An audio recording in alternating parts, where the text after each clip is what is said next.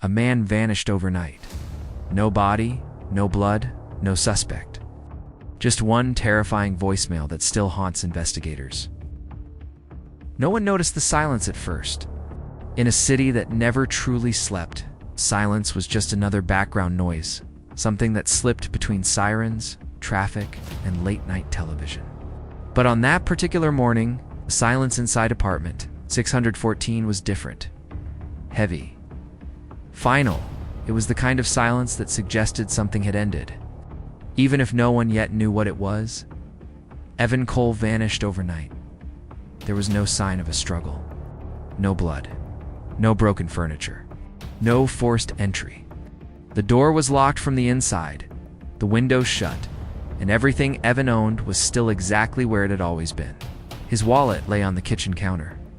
His phone charger was plugged into the wall. His laptop sat open on the desk, frozen on a half-written email that ended mid-sentence, as if his hands had simply stopped moving. At first, police treated it as a missing person case. Adults disappear all the time. Some leave voluntarily. Some want to start over. Some don't want to be found. But this case felt wrong from the start. Evan Cole was not the kind of man who vanished without a trace. He was 34 years old. A data analyst for a mid-sized tech firm, quiet but reliable. He showed up to work early. He paid his bills on time. He called his sister every Sunday evening without fail. And on the night he disappeared, he left behind one thing that would haunt investigators for years to come: a voicemail. The voicemail was time-stamped at 2:17 a.m. It was sent to his own phone when detectives first listened to it. No one spoke for several seconds afterward. The recording lasted only 23 seconds, but every second felt heavy, distorted by static and low background noise. Evan's voice was there, unmistakable, but it sounded strained, as if he were whispering through clenched teeth. "I don't know how much time I have," the voice said. "If anyone finds this, it wasn't an accident. I didn't leave. Someone's here." The message cut off abruptly. No scream, no crash, just silence. Investigators replayed the voicemail again and again, slowing it down, enhancing the audio, filtering background sounds. Some claimed they could hear breathing that wasn't Evan's. Others said there was a faint tapping noise, like fingernails against glass. None of it could be proven. Audio experts disagreed. What remained undeniable was that Evan sounded afraid, yet there was no body. The apartment told a story of normalcy. His bed was neatly made. His clothes hung in the closet in perfect order. The kitchen sink was clean, no dishes left behind. The trash can contained nothing unusual: receipts, food wrappers, junk mail. Even the bathroom showed no signs of disturbance. If a murder had taken place, it was the cleanest crime scene anyone had ever seen. Neighbors were questioned. No one heard shouting. No one saw strangers entering or leaving. The building's security cameras, installed just months earlier, malfunctioned that night. Footage from 11:40 p.m. until 6 a.m. was corrupted beyond recovery. The timing was too perfect to ignore, yet impossible to prove as deliberate. Evan's sister, Laura, was the first to insist something terrible had happened. She told police that Evan had been paranoid in the weeks leading up to his disappearance. He had mentioned feeling watched. He complained about strange emails messages, with no sender name, no subject line, and no text. Just blank spaces that made his computer freeze for seconds at a time. At first, Laura thought he was stressed. Evan worked long hours. He lived alone. Anxiety could explain a lot.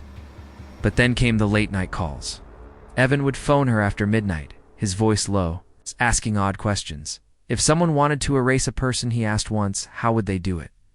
Laura laughed it off at the time. Now, the memory made her sick. Detectives dug into Evan's digital life. His email accounts showed no threats.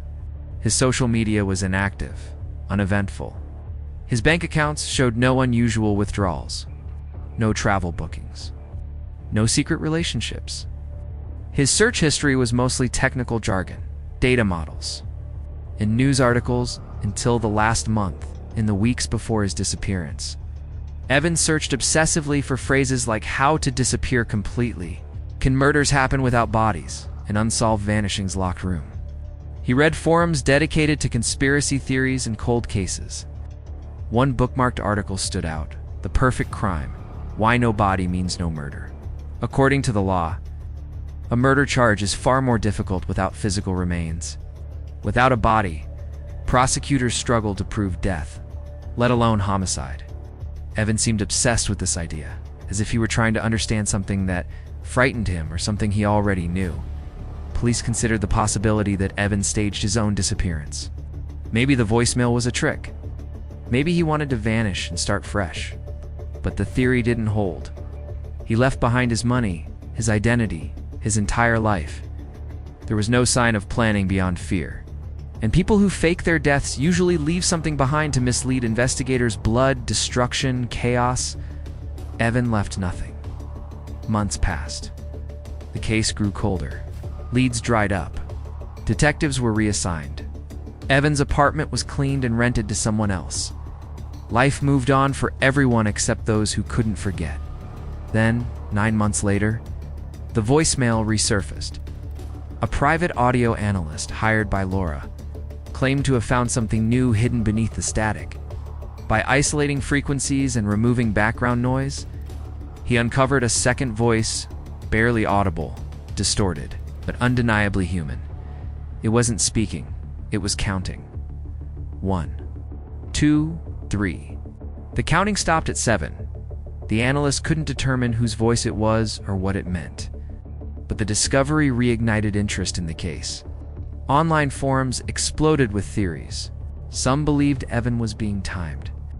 Others thought it was a ritual. A few suggested something far darker, that Evan wasn't recording the message himself. But being forced to say those words, police reopened the investigation, but progress was slow. No new evidence emerged. No bodies turned up. No suspects surfaced.